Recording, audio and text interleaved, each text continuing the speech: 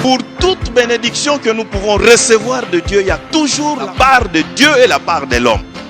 La faveur de Dieu est disponible pour chacun d'entre nous.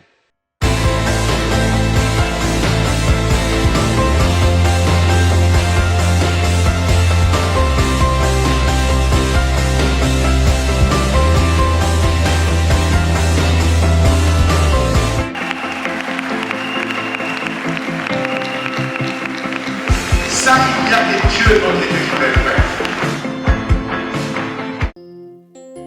Oui, bien-aimés dans le Seigneur, nous bénissons le Seigneur qui nous accorde la grâce d'avoir encore en nous le souffle de vie qui vient de lui. Nous lui disons donc merci parce que celui qui permet que nous puissions encore nous retrouver ce matin en ligne pour écouter sa parole. Prions.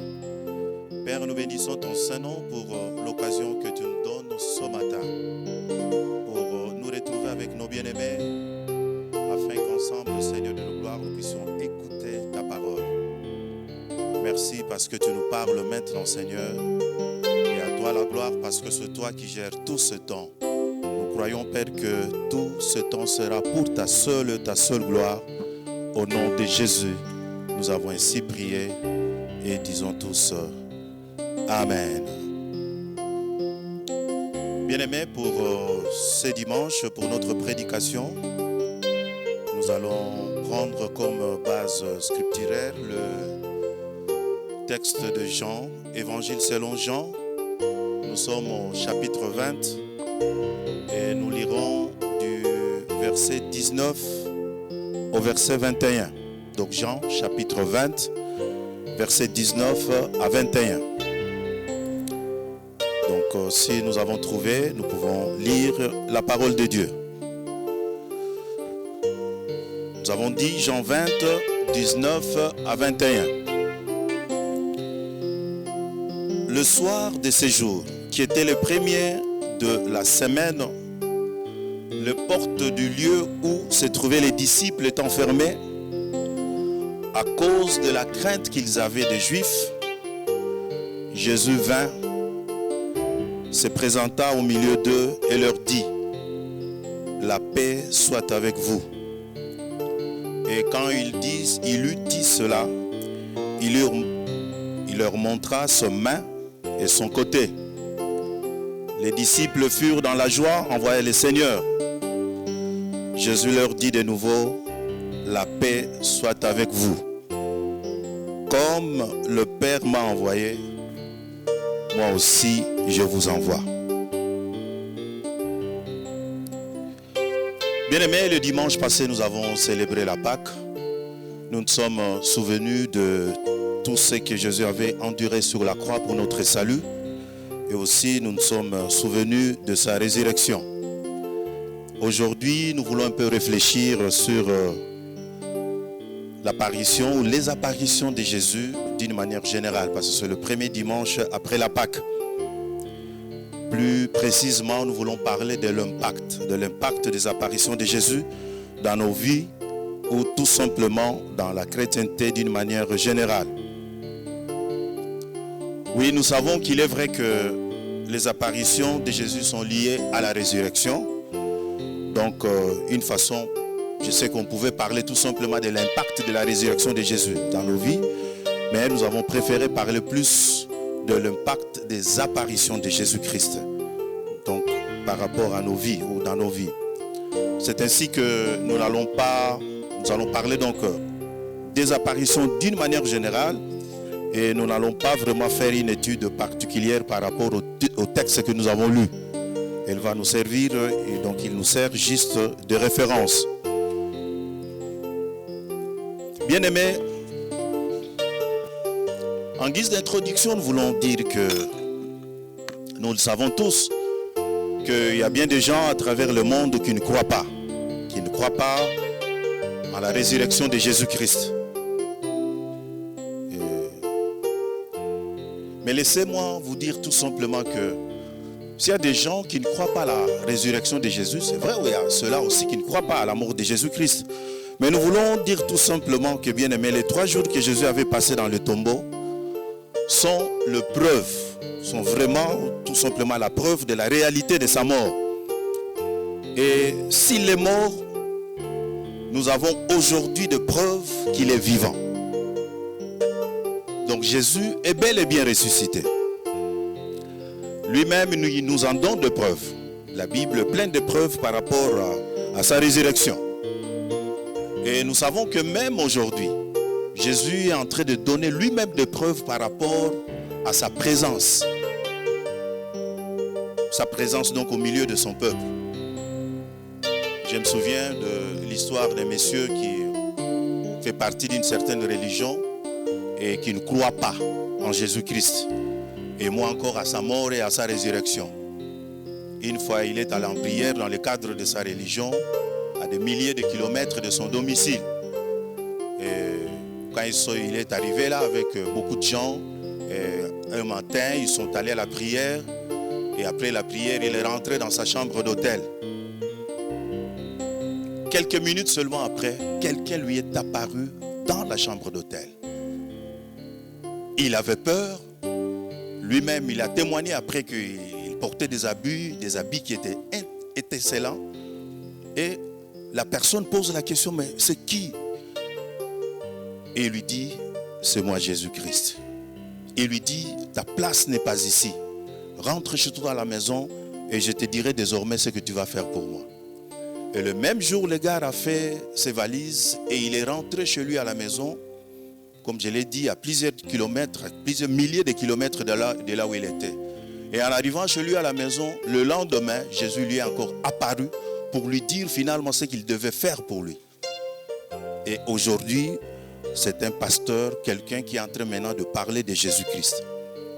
Bien-aimés, nous voulons dire que même sur le plan scientifique aujourd'hui, il y a des preuves par rapport à la mort et à la résurrection de Jésus-Christ. C'est vrai que nous n'allons pas nous intéresser aux preuves scientifiques, mais nous voulons parler plus de preuves bibliques. Alors, voyons dans la Bible quelques preuves des apparitions de Jésus-Christ.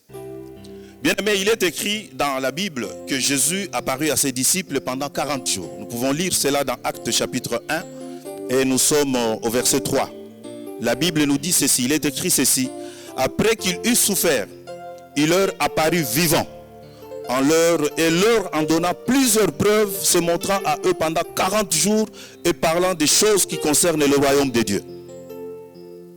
Bien aimé, les 40 jours pendant lesquels le Seigneur est resté avec ses disciples et tout ce qu'il a fait étaient déjà de preuves assurées par rapport à sa résurrection.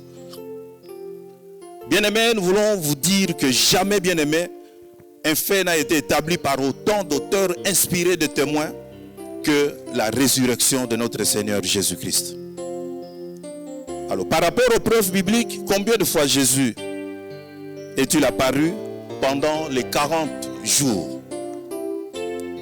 La Bible mentionne 10 apparitions avant son ascension. Et quand nous lisons la Bible, nous allons découvrir que premièrement, le jour c'était 4 fois le jour de sa résurrection. Jésus est apparu à Marie de Magdala, ou après aux femmes revenant du sépulcre. Après, il apparaît à 10 de ses disciples, en l'absence de Thomas. Et il va apparaître aussi à 2 disciples sur le chemin d'Emmaüs. Et la Bible nous dit aussi qu'à surprise, Jésus est apparu après quelques jours après la résurrection.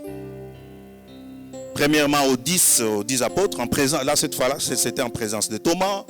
Après il est apparu à Pierre, à ses disciples au bord du lac de Tibériade, à plus de 500 frères selon les témoignages de Paul que nous pouvons retrouver dans 1 Corinthiens 15 au verset 6, à Jacques le frère du Seigneur, et finalement aux apôtres et aux disciples sur le mont des Oliviers avant son ascension. Mais c'est vrai aussi qu'après son ascension, Jésus est apparu à quelques personnes, comme par exemple à Étienne, à Saul de Tarse et à Jean aussi sur l'île de Patmos. Bien aimé, j'aimerais que nous puissions revenir un peu au tombeau. C'est une parenthèse que j'ouvre, mais qui est très important par rapport au message que le Seigneur a à nous adresser ce matin.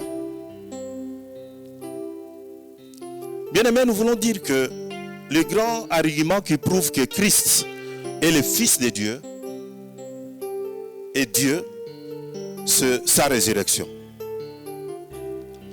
Or, nous savons ce qui s'est passé au tombeau. Les souverains sacrificateurs avec les soldats, ils ont tout fait pour que les gens ne soient pas au courant de la résurrection de Jésus. Ils s'attendaient certainement à cela parce qu'ils l'ont entendu parler de cela. Ils ont eu la grâce d'être les premières personnes qui ont connaissance de la résurrection de Jésus-Christ parce que les soldats étaient sur place. Mais quand le Sanhédrin, par le souverain sacrificateur, ont eu cette information, ils ont tout fait pour que le peuple, le reste du peuple, ne croie pas en Jésus-Christ par rapport à ce qui venait de se passer. C'est-à-dire sa résurrection. Pour se faire bien aimer, ils vont donc concevoir de toutes pièces l'incroyable histoire que nous connaissons dans la Bible, qu'il parle du vol du corps de Jésus-Christ par les disciples, pendant que eux, les soldats, dormaient. C'est vrai, quand vous lisez cette histoire, vous essayez un peu de l'analyser, vous allez vous rendre compte que les explications que les soldats vont donner vont soulever plus de problèmes que ces explications pouvaient résoudre. Donc, de toutes pièces, disons tout simplement qu'ils ont monté de toutes pièces un mensonge. Essayons un peu d'analyser ce fait-là, bien-aimés. Premièrement, nous voyons la complicité qu'il y a entre les sacrificateurs et les soldats. Bien-aimés, les sacrificateurs, suite à leur mensonge, ils vont décider de protéger les soldats, tout simplement parce qu'ils savaient que c'est Pilate qui les avait placés là-bas. Et ils savaient que c'est Pilate qui avait ordonné que les soldats soient là-bas et que leur vie était menacée. Donc il fallait protéger les soldats. Voilà pourquoi, entre autres, ils vont fomenter ces mensonges. Et deuxièmement, nous disons que s'il y avait quelques vérités dans le rapport que les soldats ont donné, même après les sacrificateurs, disons, nous parlons tout simplement du Sanhédrin, mais je dis que si ces rapports-là étaient vrais, les dirigeants auraient poursuivi les apôtres avec sévérité pour tout simplement, pour le fait d'avoir dérobé le corps de Jésus-Christ. Nous nous posons la question, si c'était vrai que les disciples avaient volé le corps du Christ, pourquoi n'ont-ils pas été poursuivis? Et troisième réflexion, nous disons que, comme nous l'avons dit, cette explication soulève plus de problèmes qu'elle n'en résout. Par exemple, nous pouvons nous poser des questions de genre, pourquoi par exemple les soldats dormaient alors qu'ils étaient là pour veiller? Et nous disons encore, s'ils dormaient, comment ont-ils su ce qui s'est passé? Parce qu'ils dormaient. Et nous nous posons encore la question de savoir comment les disciples ont-ils pu rouler la pierre sans réveiller les soldats qui dormaient? C'est déjà pour nous dire que c'était du pire mensonge. Et nous continuons à nous poser des questions. Nous nous disons, mais comment se fait-il que tous les soldats se soient endormis en même temps? Parce que s'ils étaient là pour veiller, nous comprendrons que peut-être à tour de rôle, ils allaient veiller et dormir après. Et si réellement ce soldat-là était en train de dormir, comment savent-ils ou savaient-ils que ce sont les disciples qui ont dérobé le corps de Jésus? Parce qu'ils dormaient. Et si les disciples ont dérobé le corps de Jésus, mais pourquoi se sont-ils donné la peine de défaire tout ce qui était linceul et de laisser le linceul sur place et d'apporter seulement le corps? Bien-aimés, c'était du mensonge. Et c'est pour cela, quand vous lisez la parole de Dieu dans Matthieu, chapitre 23, au verset 13, déjà Jésus parlait. Avant donc sa mort, il a parlé aux scribes, il a parlé aux pharisiens, il leur disait, malheur à vous scribes, pharisiens, hypocrites, parce que vous fermez aux hommes le royaume de Dieu, des cieux, vous n'y entrez pas vous-même, et vous n'y laissez pas entrer ceux qui veulent entrer. Ils ont tout fait pour que les gens n'aient pas cette information de la résurrection de Jésus, afin de croire en Jésus en tant que Messie, parce que ressuscité. Bien-aimés, quelles leçons pouvons-nous tirer de cette histoire? Premièrement, nous disons que, bien-aimés, la résurrection de Jésus, confirmée par ses apparitions, scelle notre restauration spirituelle. N'oublions pas, bien-aimés, qu'à la création, quand Dieu avait créé l'homme, Dieu crée l'homme, il lui donne la forme à partir de la terre. Et la Bible nous dit que jusqu'à ce moment-là, il n'était pas un être vivant. Il fallait que finalement Dieu souffle dans ses narines, lui communique son esprit pour que finalement cet homme qui a été créé à partir de la terre devienne un être vivant. Et c'est cet esprit qui permet à l'homme de communiquer avec Dieu. Nous savons malheureusement ce qui est arrivé après le péché. L'homme a perdu cet élément qui est esprit qui lui permet de communiquer avec Dieu. Comme pour dire que à partir d'Adam et Ève, parce que nous sommes issus d'eux, nous étions donc morts spirituellement, selon Romains chapitre 5, verset 12. La Bible nous dit ceci: c'est pourquoi, comme par un seul homme le péché est entré dans le monde, et par le péché la mort, et qu'ainsi la mort s'est étendue sur tous les hommes, parce que tous ont péché. Bien-aimé, mais Dieu qui a créé l'homme, qui avait mis en lui son esprit, il sait que c'est par le péché, parce que le diable l'avait trompé, que l'homme avait perdu cet élément qui lui permettait d'être en contact avec Dieu. Dieu va promettre la restauration donc de l'homme depuis l'Ancien Testament. Et nous pouvons le trouver dans Ézéchiel chapitre 36 au verset 26, quand Dieu dit: je vous donnerai un cœur nouveau et je mettrai en vous un esprit nouveau. J'ôterai de votre corps le cœur de pierre et je vous donnerai le cœur de chair. Bien aimé, cette promesse a été matérialisée par Jésus-Christ après sa résurrection. N'oublions pas que quand il rencontre ses disciples, Jésus va faire pratiquement le même processus qu'à la création. Tel que Dieu avait soufflé sur l'homme, Jésus va souffler sur ses disciples pour dire: recevez le Saint-Esprit. Là nous sommes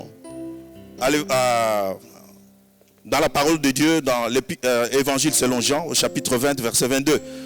La Bible nous dit, après ces paroles, il souffla sur eux et leur dit: recevez le Saint-Esprit. Et nous savons que cela est devenu effectif à la Pentecôte. Bien-aimés, la résurrection de Jésus nous assure la délivrance de la mort spirituelle, nous assure de la guérison de l'âme. Comme nous l'avons dit que cette restauration est devenue effective quand le Saint-Esprit est descendu d'abord sur les apôtres et finalement sur nous tous qui croyons en Jésus-Christ. Dieu a mis en nous un esprit nouveau. Christ nous a donné une nouvelle vie par sa résurrection. Romains 8, chapitre 8, donc le verset 11 nous dit ceci: et si l'esprit de celui qui a ressuscité Jésus d'entre les morts habite en vous, celui qui a ressuscité Christ d'entre les morts rendra aussi la vie à vos corps mortels par son esprit qui habite en vous. Bien-aimé, retiens que Jésus a scellé ta restauration spirituelle. Jésus a rétabli ta relation et ta communion avec Dieu. Ainsi comme Paul le dit, bien-aimé, j'aimerais que tu saches que tu peux tout par cet esprit. Tu peux tout par l'esprit de Dieu. Là nous sommes dans Philippiens chapitre 4 verset 13. Paul qui disait: je puis tout par celui qui me fortifie. Nous avons été restaurés spirituellement. Deuxièmement, bien-aimé, deuxième leçon, la résurrection de Jésus, confirmée par ses apparitions, scelle notre salut. Bien-aimé, comme pour vous dire que l'ennemi a tout fait pour que les gens ne croient pas, n'aient pas d'abord l'information par rapport à sa résurrection et ne croient pas finalement à Jésus-Christ. Mais nous disons que, bien aimé, en partant même de la surveillance du tombeau par les soldats, rien n'avait changé le plan de Dieu. Le plan de Dieu était que Jésus revienne à la vie, et cela est arrivé. La surveillance, bien aimé, de soldats ou du tombeau par les soldats n'a rien changé. Au contraire, bien aimé, c'était pour eux une occasion de vivre la gloire de Dieu, de vivre la manifestation de la gloire de Dieu. Ce que moi je veux te dire, bien aimé, ce matin, tes ennemis peuvent te surveiller et ils continueront à te surveiller. Mais je te dis que Dieu, par ce qu'ils sont en train de faire là, Dieu leur donnera l'occasion de vivre la manifestation de sa gloire dans ta vie. Ils vivront la manifestation de la puissance de Dieu dans ta vie. Et personne ne pourra empêcher, bien aimé, le plan de Dieu de s'accomplir dans ta vie, le plan que Dieu a conçu pour toi. Il avait un plan pour le salut de l'humanité. Le souverain sacrificateur, les Sanhédrins, bien aimé, les soldats ont tout fait pour que ce que eux, à quoi ils pensaient n'arrive pas. Mais bien aimé, le plan de Dieu s'est finalement accompli. Ces soldats, les ennemis de Jésus-Christ, ils ont été bien aimés par rapport à leur plan. Mais Dieu a fait qu'ils deviennent les premiers témoins de la résurrection de Jésus-Christ. Bien aimé, tes ennemis seront les premiers témoins de la résurrection de ta vie, de la manifestation de la puissance de Dieu dans ta vie, de la manifestation de la gloire de Jésus-Christ dans ta vie. Nous avons dit que de toutes pièces, bien aimées, ils ont monté un mensonge. Mais bien aimé, comme nous l'avons dit, ce n'est pas ce mensonge qui a empêché Jésus-Christ de garder ou d'avoir ou de garder la nouvelle nature qu'il venait de revêtir. Il avait désormais un corps spirituel. Ce n'est pas leur mensonge, bien aimé, qui a fait que Jésus cesse d'être vivant, parce qu'il est là vivant au milieu de nous. Ce n'est pas leur mensonge qui a fait que Jésus, qui a empêché Jésus de monter au ciel. Bien aimé, Jésus est au ciel présentement. La Bible nous dit qu'il est assis à la droite de Dieu, le Père Tout-Puissant. Et il est aujourd'hui en train d'intercéder pour nous.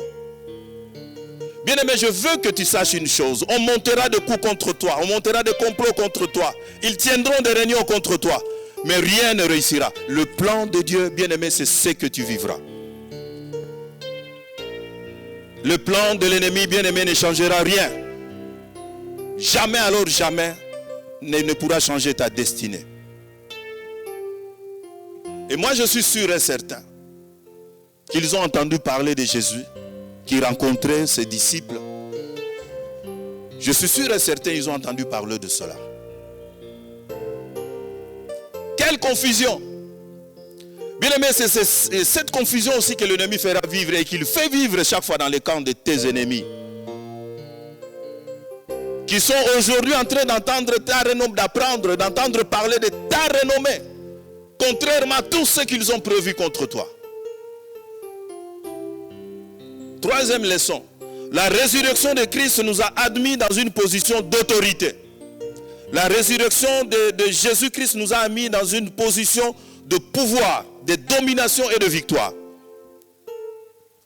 Bien aimé, quand Jésus est mort, Satan certainement avec tous ses acolytes se sont dit qu'ils avaient remporté une grande victoire. Mais Jésus, quand il est ressuscité, bien aimé, d'entre les morts, il a triomphé les diables et toutes les puissances des ténèbres.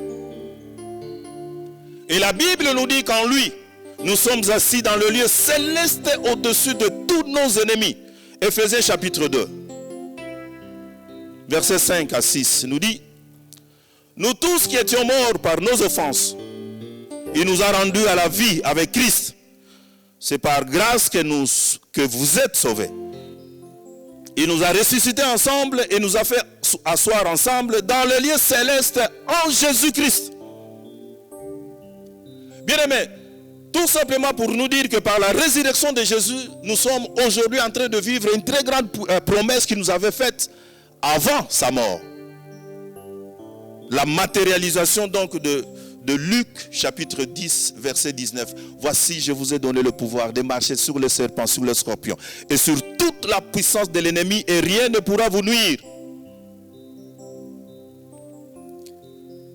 Bien-aimés, nous sommes en train de dire que par la résurrection de Jésus-Christ, ou la résurrection de Jésus nous a admis dans une position d'autorité, de pouvoir, de domination et de victoire. Et pourquoi est-ce que nous vivons cela? Tout simplement parce que désormais, bien-aimés, nous vivons dans un autre environnement. Et cet environnement, c'est celui de sa présence. C'est pour cela, bien-aimé, j'aimerais te dire que n'aie pas peur. Quand l'adversité va se lever ou s'élève contre toi, la maladie s'élève, exerce tout simplement l'autorité que Jésus t'a donnée. Cela déjà scellé par sa résurrection. Quatrième leçon, la résurrection de Jésus, confirmée par ses apparitions, scelle notre nouvelle identité en Jésus-Christ. Bien-aimés, nous sommes enfants de Dieu. Et n'oublions jamais cela, bien-aimés, nous sommes enfants de Dieu. Nous avons dit, bien-aimés, que en dépit de tout ce que le diable a fait,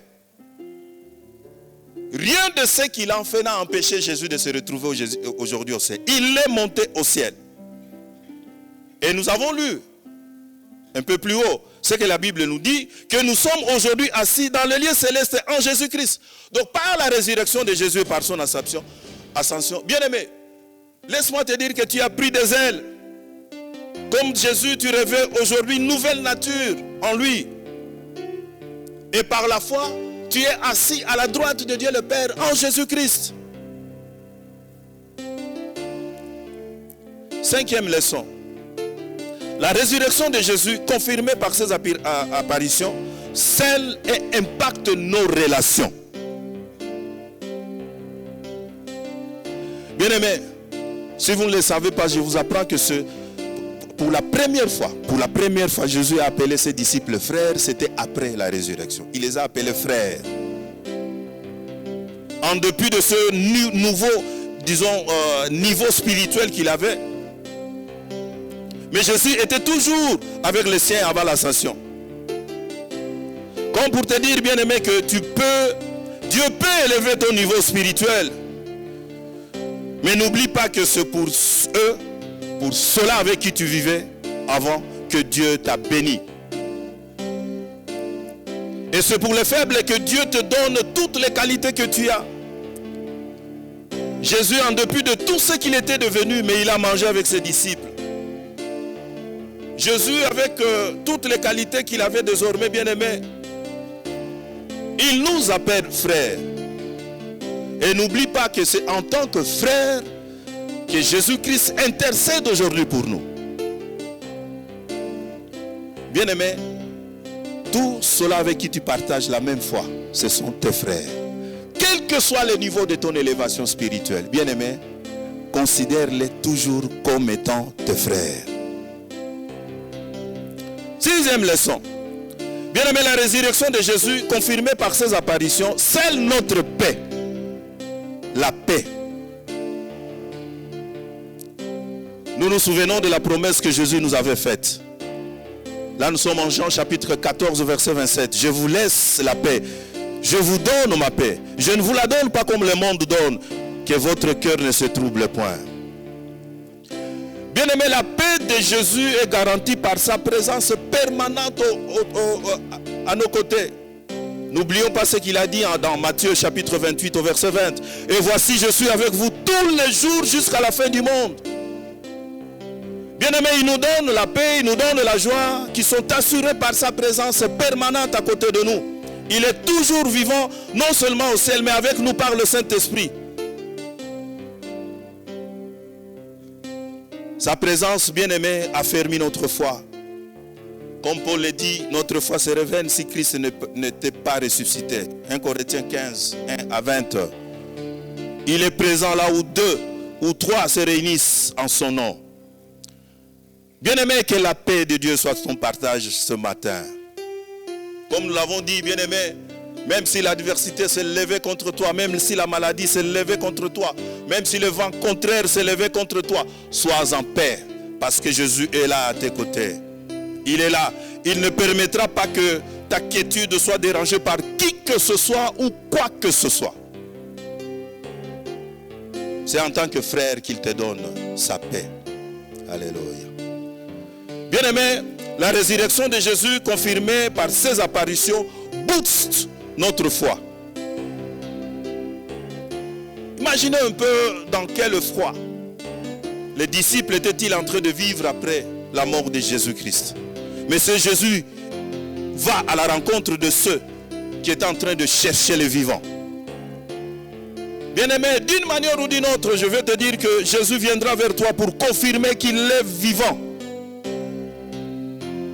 Il viendra pour toi, vers toi, bien-aimé, pour dissiper tout doute que le diable cherchera peut-être à susciter en toi pour te priver de certaines bénédictions de Dieu.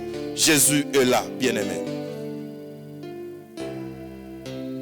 Je suis sûr et certain qu'après l'apparition de Jésus, les disciples n'avaient plus de doute, aucun doute par rapport à sa résurrection, parce qu'ils l'ont vu.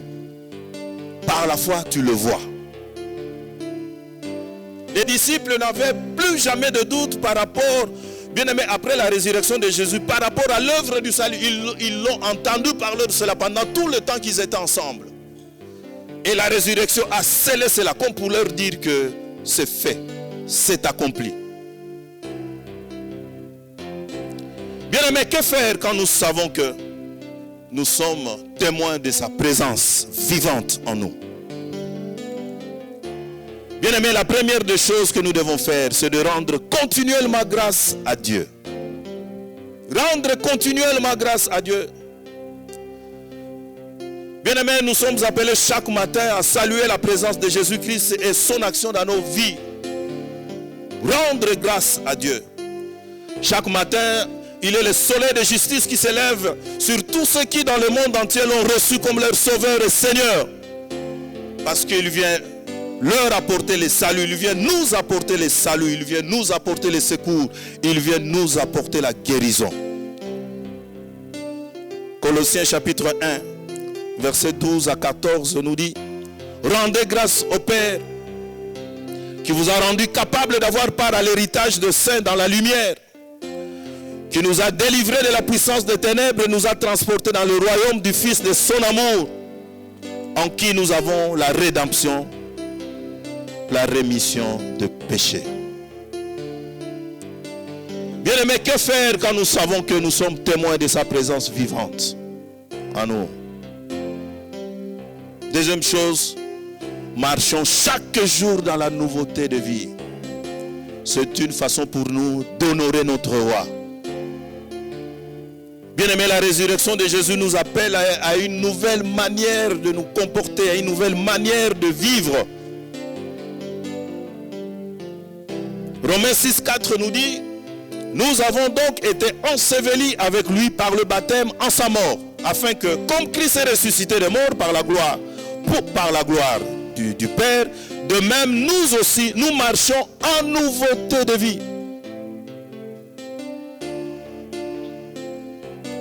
Colossiens chapitre 3, versets 1 à 2 nous dit: si donc vous êtes ressuscités avec Christ, cherchez les choses d'en haut, où Christ est assis à la droite de Dieu.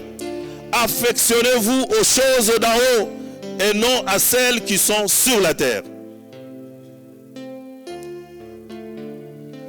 Que faire, bien-aimés,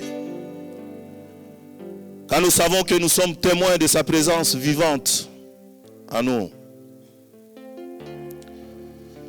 Nous devons affermir nos relations fraternelles. Jean chapitre 13, versets 34 à 35. Jésus nous dit ceci dans ce passage: je vous donne un commandement nouveau. Aimez-vous les uns les autres comme je vous ai aimé. Vous aussi, aimez-vous les uns les autres. À ceci, tous connaîtront que vous êtes mes disciples.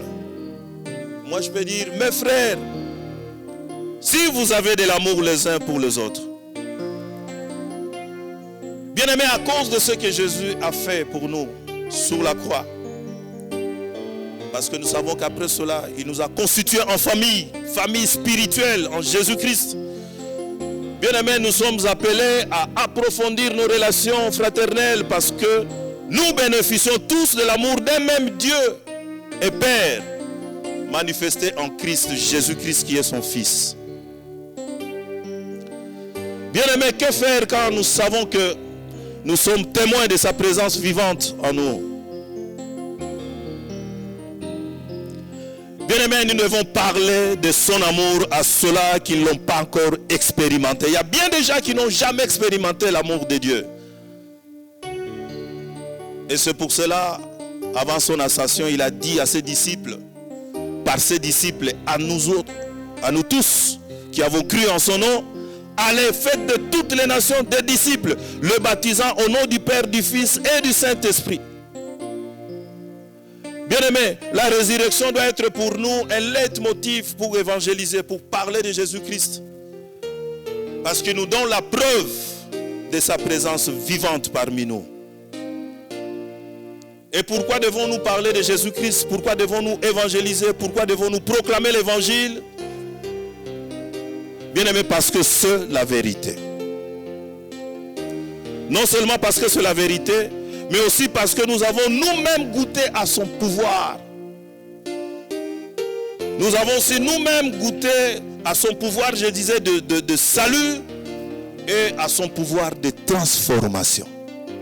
Bien-aimés, voilà ce que le Seigneur voulait partager avec nous ce matin comme parole. Comme il est écrit dans le livre de Jacques, ne nous limitons pas tout simplement à écouter la parole, mais faisons tout pour la mettre aussi en pratique. C'est là pour la gloire de notre Dieu. Amen. Que Dieu vous bénisse.